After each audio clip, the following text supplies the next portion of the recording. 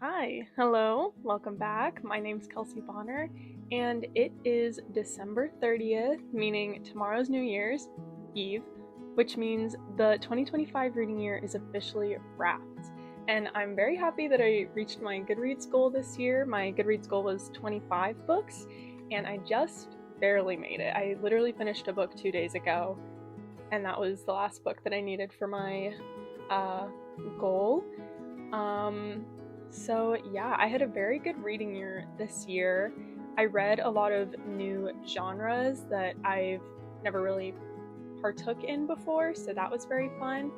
So all in all, I have 25 books that are right over there in a big pile. So we're just gonna go through them worst to best. And the first one that we're starting off with, I actually don't have a copy of because I read it at the library, and that is A Spindle Splintered by Alex E. Harrow. This was like a short little fantasy Sleeping Beauty story, and I just didn't really like it that much. I didn't really like hate any books that I read this year, but this one is just at the bottom because I didn't find the humor that funny. I thought the premise was kind of silly, and I think I just read it in a bad mood. So it's at the bottom.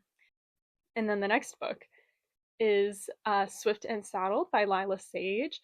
This is the second book in the Rebel Blue Ranch Cowboy series by Lila Sage, which I read three of this year. The fourth one is yet to be read. It's in this stack right here. Yeah, I just didn't really enjoy this book. This one is a romance between a interior designer and Weston, who is like one of the characters of Rebel Blue. And yeah, I didn't like them, and I didn't like the book. So yeah, number 24. And the next book is Belladonna by Adeline Grace. And it was kind of crazy because I was reading this book while all of the drama between that book reviewer, and Adeline Grace was happening, where she like tagged Adeline Grace in a review saying that her like book sucked, I hate you, you suck. And I won't say that I hate Adeline Grace, but I definitely didn't like this book at all. I was very excited for kind of like a gothic murder mystery, which this was, but there was also just a dubious romance that I didn't really enjoy. This book is about Signa Farrow, who can see death from the time that she's a small child, and she goes to like live with extended family after one of her like guardians dies, because like death follows her. And I liked the kind of atmosphere of this book. It really reminded me of the Minecraft like series, White Pine, which has like kind of like eerie woods, like a big manor with secrets and ghosts and murder, and like a kind of weird main character. Yeah, this one was just a little dubious for me, and I didn't really like it that much. So the next book that I read was the third book in the Rebel Blue series, Lost and Lassoed. This book also, it was just, the romance happened so fast. I liked this one a bit more than Swift and Saddle, just like the romance in general, I liked a bit more. But again, it's just like not great writing, a little like cringe, but like cringe not in a good way, like cringe in a bad way. Now, is this book like really low on the list? Yeah. Did I read it in one sitting after I rented it from Libby? Yeah, okay, don't judge me. 21 was Done and Dusted by Lila Sage. This was the first book, and I can confidently say that I think I like this one the best. I obviously haven't read the fourth one, and I think I'm just gonna like that one more. But this one so far is the best of the Rebel Blue series. This one is about Emmy Ryder and Luke Brooks and their little cowboys, and she's like a horse rider. Yeah, I don't know. This is like brother's best friend romance. It was like cute, a little cheesy. This one was a lot more like stable though. I feel like all the other romance books, just like in this series at least, like jump into the romance so fast. This one at least felt a little bit more slow burn, and even then it's still like that. So, take that with a grain of salt, but like this one I did like the most of Rebel Blue. And then the next book actually isn't a book, it's a play. I read Diane J. Rayer's translation for Medea. I read this for my World Theater History class, and I figured I'd include it because I actually really liked it. I honestly don't know why it's this low on the list. Kind of every book around the middle of this list, I don't have strong opinions about either way. It just like ended up down here. I think it's because it was like kind of like for class. I wouldn't have picked it up on my own, and I probably wouldn't have read this translation, but my professor like knows this translator, so this is the one I read. I liked it. Medea, slay. I love kind of like talking, like the kind of class discussion we had about Medea and like morals and ethics and like theater and Greek and Roman theater. It's very fun. It's like it was very good, and like I hadn't I I hadn't read Medea yet, even though I'm like a classic reader. So I hadn't read it yet, so I was very glad to. Yeah, Medea. And then the next one I read was Brokeback Mountain by Annie Proulx. This is another one I read from the public library. And I really like this book too. Honestly, the only reason it's like low down on the list is because I'm not really a fan of like short fiction. I say as like most of this list is like little short stories. Um, but yeah, I've read this because I wanted to go see the movie since it was in theaters, and I still haven't seen the movie. So hopefully it'll happen soon. But yeah, it was really good. I really liked Brokeback Mountain. It was the prose was kind of very like gritty, and I really appreciated that. The next book was nonfiction by Julie Meyerson. This book I got from Bookwise, which is like my local small business cheap bookstore. This is actually I think one of my first literary fiction books that I've ever read, which is kind of crazy. Maybe not, but like I read a lot of lit fic this year, which is very out of character for me. So this book is about like a mother and a novelist and her relationship with her addicted daughter, her daughter who's like suffering from addiction. And something really interesting about this book is it's kind of like addressed to the daughter, like you, and it, I mean, they kind of spoil it on the back cover, but if you hadn't read the back cover, you would have like been trying to figure out who the you is, and obviously eventually you figure out that it's the daughter. So this was very fun. This was very interesting. It was kind of like heavy. I don't really particularly enjoy reading or watching any kind of media that deals with addiction. It's just kind of like hard to watch, especially like that new season of Euphoria is coming out. I don't think I'm gonna watch it. And Beautiful Boy, like, dang, that's a movie I'll only watch once. And then the next book I read was Sharp Objects by Gillian Flynn. I'd already seen the show for this, and I've had this book like on my shelf for a little while. I was kind of in like this summer, I was in like a gritty Florida Ethel Kane summer vibe. So this is one of the books that I read while sort of in that mood. This is about like a reporter returning to investigate some small town murders in her hometown, which is like filled with kind of like very real, I would say, like depictions of kind of like a small southern town that like deals with kind of this cycle of violence. Like this whole town sort of makes their money from pig butchering, if I remember correctly. And yeah, so it's very like this cycle of violence in the small town is at the heart of the novel, and also how it affects the main character Camille. This book was really good. I'm also very excited to read Gone Girl with my book club next semester. We're reading that, so that's gonna be fun. But yeah, Sharp Objects. The next book I read was Tales from Moomin Valley by Tove Jansson. I actually got this and Moomin Papa at Sea at the thrift store, and I just like this was great. Like it was very cozy for like the winter vibe. I mean, it's not like cold or anything outside. It was just like getting me into the Christmas mood, especially because the last story is about Christmas, so that was nice. This was like not hard to get through. It was actually kind of quick because they're all like short stories. It was just kind of like like it's a short story collection for like meant for young kids. Like it was really funny because I was like, oh, and there's the moral of the story. Oh, and there's the moral of the story, which is obviously like great for kids and like yeah.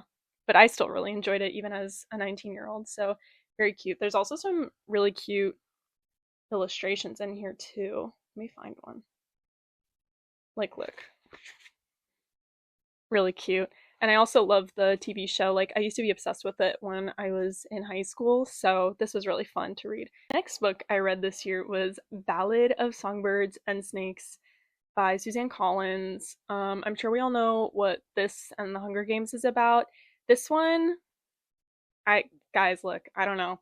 I I don't know if I actually don't know what the common consensus is on this book. I didn't really enjoy it as much as the Hunger Games, especially because like I went from Hunger Games, which is all like characters that I love, to Coriolanus Snow.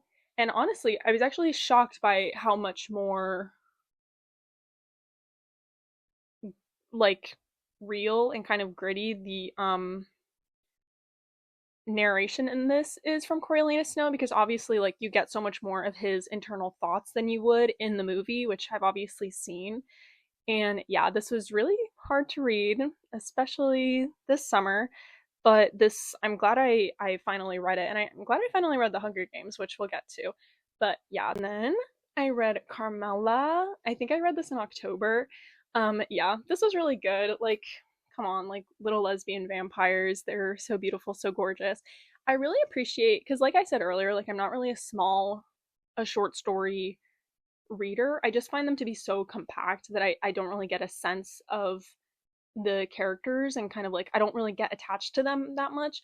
But what I will say is that Sheridan Le Fanu does such a great job with like building the atmosphere in so short a book, which I really appreciated. And I'm glad I finally read this because this has been on my like physical TBR for literally years. And the only reason it like kept rolling over to next year was because like I wanted to read it in October around Halloween. So this was great.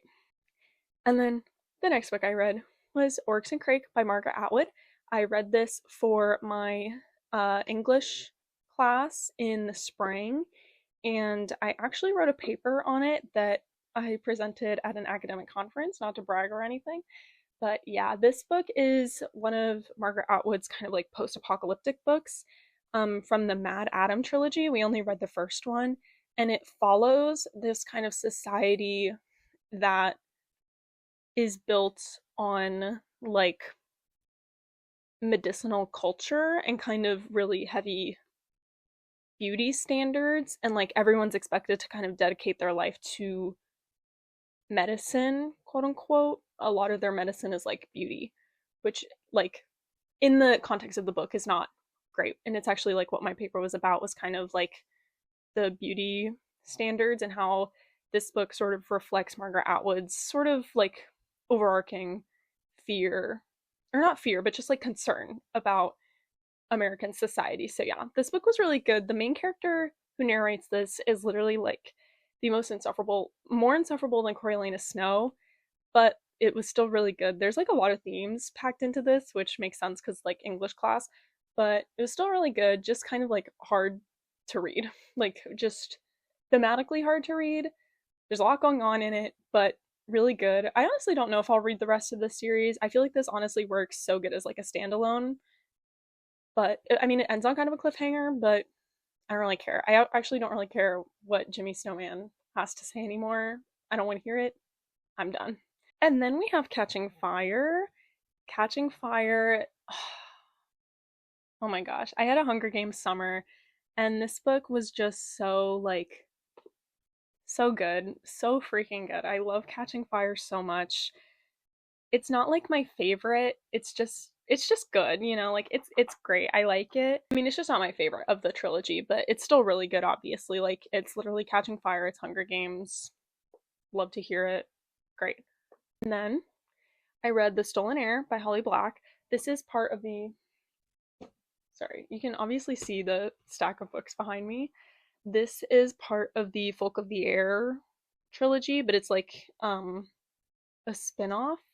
I actually haven't read the sequel to this one. It's just like I wasn't really in the mood to finish it. And this book, I know, because this follows Oak and Surin slash Ren as they're questing for a item, for an item. And I know that this book kind of got not like hate, but just like people weren't expecting sort of like a quest book when so much of The Cruel Prince is very like it's very like domestic and very focused on like the politics and like the game of the crown essentially, which I personally love The Cruel Prince so much. It's like one of my favorite fantasy series of all times. I didn't hate this. I just unfortunately I am like not the biggest fan of like quest books, but this was still like really enjoyable. Like I love Oak and I love Ren. I love their kind of dynamic. um, I'm excited to read the next book. It's just like not high on my priority because this just was not as like great as The Cruel Prince, which I hate to say, but like I don't know, The Cruel Prince is just so everything to me, and this was just different. Like it's not bad. It's just different from The Cruel Prince, and it's not exactly like my favorite kind of different, you know. So, yeah, The Stolen Heir.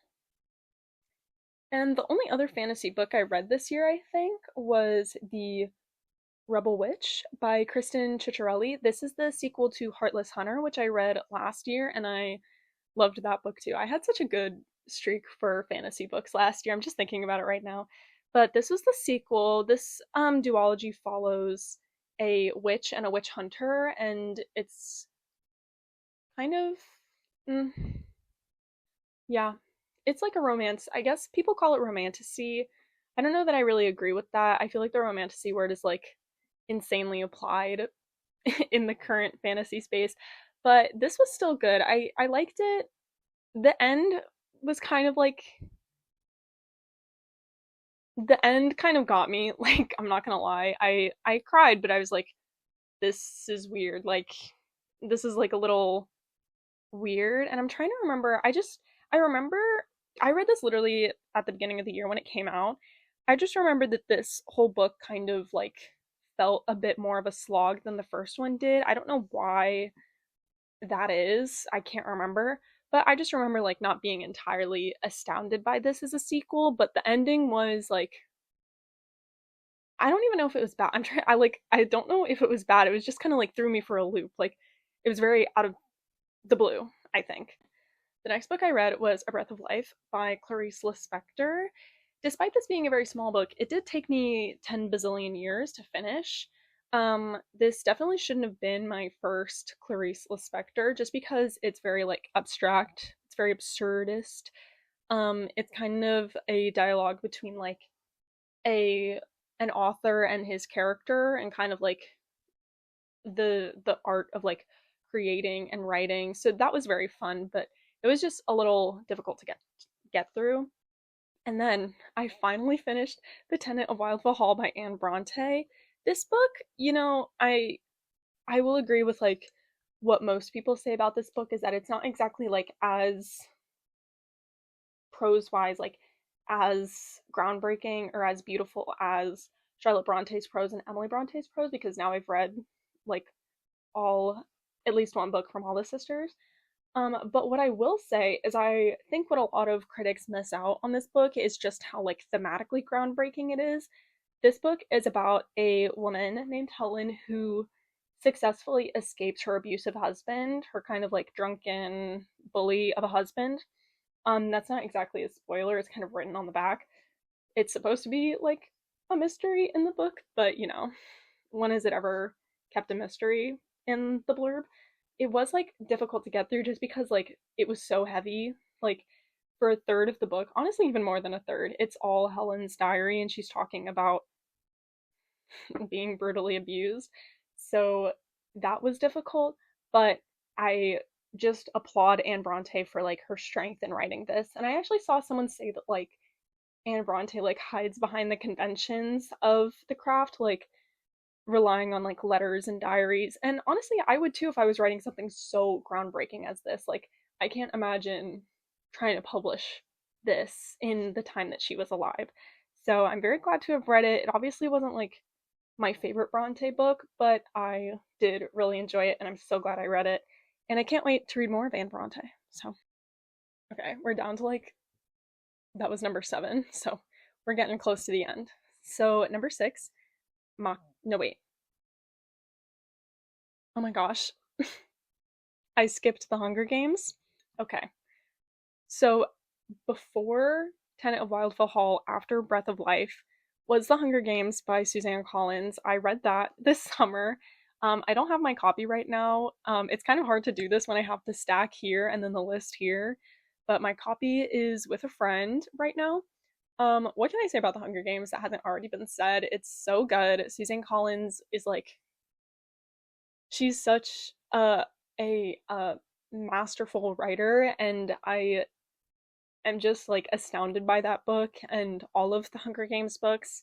She constantly like is setting the bar, I think, for dystopia, especially because of like the 2010s dystopia craze that the Hunger Games sort of inspired. And it's insane that like books like that are so topical, but it was just so good. I'm so glad I finally, well, I actually had read the Hunger Games before. I just never finished the series. So I'm glad I finally finished the series, starting with the Hunger Games, and that book is just jaw dropping, groundbreaking. And Mockingjay by Suzanne Collins.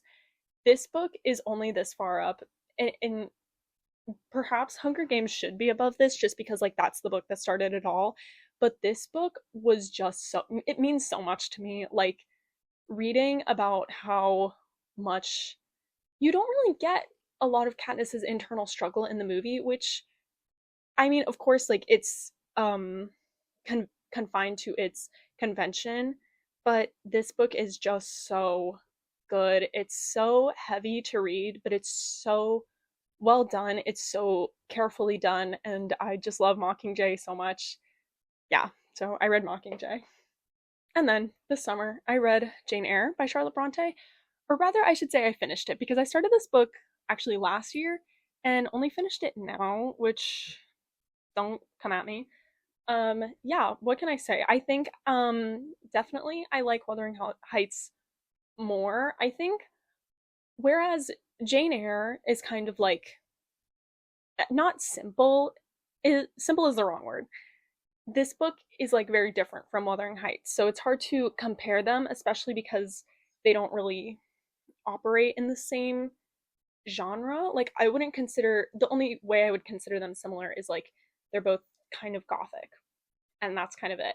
But yeah, this book is so good. Whereas with Wuthering Heights, I was kind of like annotating the themes and the prose. This book is very like simple.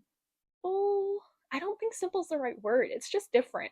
It wasn't as like, it didn't hit as much for me as Wuthering Heights. And I know like people say that you're either a Jane Eyre girl or you're like a Charlotte Bronte. Whoa, those are the same. You're either a Jane Eyre girl or you're a Wuthering Heights girl. I think I'm a Wuthering Heights girl, but I still really enjoy Jane Eyre. I don't agree with her getting with Mr. Rochester at the end, though. Let's get something straight. I think he's a criminal and deserves to be locked up for his crimes, but maybe that's a hot take. I don't know, but I still really liked it, and I loved like all the speeches. Like Charlotte Bronte, like I know every time she wrote a speech, she sat back and went, mm-hmm. Especially like the um like Am I a Machine Without Feelings? Like that actually was beautiful, gorgeous, lovely. But yeah, this book was great. And I actually can't believe that St. John is pronounced Sinjin. I hate that, and I wish I didn't know it. I think what's really comical is that for me, Bride is above Jane Eyre. Like I knew when I was reading this that it was going to be so high on the list. Like Bride, I don't know what happened to me. This is the first romance book I think I've read where I've like genuinely been so obsessed that I was pulling it out in public. Like I didn't care that people saw I was reading Bride. I wanted everyone to know I was reading Bride actually. This book is like a werewolf vampire romance. They're like arranged to be married, and it's like a political marriage. It's just so good. Like their dynamic is fantastic. Mind you, Ali Hazelwood's like urban fantasy world building in this is so good. Like it's so insane. This is actually the first, I think the only other romance books I've read are Rebel Blue. So coming from Rebel Blue to this is like going from Colleen Hoover to classic literature. Like not to call Lila Sage Colleen Hoover, but like in that same comparison, like this is art. Everyone needs to read Bride, and I don't care that it's like in the top 5. I don't care that I put it above Jane Eyre. I loved Bride. I can't wait to read Mate. Mate, I might not read in public though, because what do you mean it's called Mate? No, I'm okay. But Bride, like everyone applaud for Bride. Bride, I love. Live, laugh, Bride. This is the last book I read of the year, but it kind of like came out of nowhere. This is Whalefall by Elizabeth O'Connor. I also got this at Bookwise. It's very short, so I'm actually very happy that it's this far up because this is like one of the only short fiction books I've read where I've ever kind of like really felt that I resided with the characters or that they resided with me. Like, I've been thinking about this book since I finished it, and it's about this small Welsh island in the 1930s. And it's also about this like teen girl who like dreams of getting off the island, but then has to sort of help these, what are they called? She helps these two like college ethnographers to kind of study her island, and she becomes like defensive because they're essentially like studying a myth that they've built up in their heads. So this book really talks heavily about like, especially for Celtic cultures, like the sort of building up of a sort of rural fantasy and the way that that like pushes aside the reality of these people. So this was very good. Her Elizabeth O'Connor's like atmospheric building is so good. Like I could literally smell the fish. Maybe it's because I was reading this at the park, but I could smell the fish. I could like feel the sand. And yeah, this was just such a beautiful book. I loved this so much, and I'm so glad I read it too. I again, like I'm not really a litfic person, so this was very fun to read, or not fun, but like very touching. And number two, it's Sunrise on the Reaping, guys. Sunrise on the Reaping. Look, does it feel like a cash grab? I mean, a little bit. The amount of sort of name dropping from previous books was a little insane, and at times it felt a little plot armory. But this book, I have never had nightmares about a book before. This book, I had nightmares about. This book, I sobbed so hard. I was like choking. I was choking and I was dying. So this book was just so great. I'm so excited for the movie. And I'm also so glad that I got to read this like with friends. Like we were all reading The Hunger Games this summer. So I think also that's kind of the reason why it's so far up in my list is that I got to share this book with so many people who are close to me, which if you read this book, read it with people who are close to you because you're going to want to remember that you're loved. Don't jump off that bridge. Don't do it. When this movie comes out, I'm literally going to have to be carried out of the theater, especially because they're doing the epilogue. Once you read the epilogue, you will never be the same. I miss the person I was before I read the epilogue of Sunrise on the Reaping. And then the number one book that I read this year, I don't actually have with me because it's in Tallahassee because I'm going to a conference for the author in March, an academic conference where she'll be speaking. And my number one book this year was Salvage the Bones by Jesmyn Ward. This book is about a family in a town kind of outside of New Orleans. It's not a real town, it's called Bois Sauvage. And it follows this family in Bois Sauvage as they prepare for Hurricane Katrina. And it's just, I I'm honestly shocked that Jesmyn Ward says that she's not a poet because so much of this writing is packed with like meaning in every single word, and it is just so packed with like theme and and meaning. It's such a beautiful book. And it also I put it this far up on the list also because it really pushed me to address a blind spot in my education. I didn't know much about Hurricane Katrina, and after finishing this book, I watched the docu-series and just sort of learning about the history of Hurricane Katrina and like the damage that was done by the government, like it really addressed a blind spot in my education. I highly recommend everyone read the book, watch the docu series, and it was just so good. I'm so excited to hopefully meet Jesmyn Ward and talk to her about this book and talk to her about her other books because I'm trying to read a couple more before I meet her. Um And I just, wow, Salvage the Bones was just such a jaw-dropping book, and I loved it. So, number one book of the year. Yeah, so that is every book I read this year. 25 books for 2025. I don't know if I'll read 25 books next year. I am a very slow reader, so this was kind of a long haul for me. And I think I was only helped by the amount of like short books I read and like fast paced books I read. I'm thinking about maybe doing a 26 books I want to read for 2026. Definitely not reading 26 books, but a girl can dream. So that might be a video I make. Yeah, I'm so glad I got to spend 2025 talking about books I love. I can't wait to spend a whole nother year doing it. This was such a fun year for me. Such a diverse year of reading. I've never really read a lot of lit fic. This was my first year reading sci-fi too. So I read a lot of new things this year and I'm excited to read more new things next year. So thank you so much for watching. I'll see you in 2026. Bye.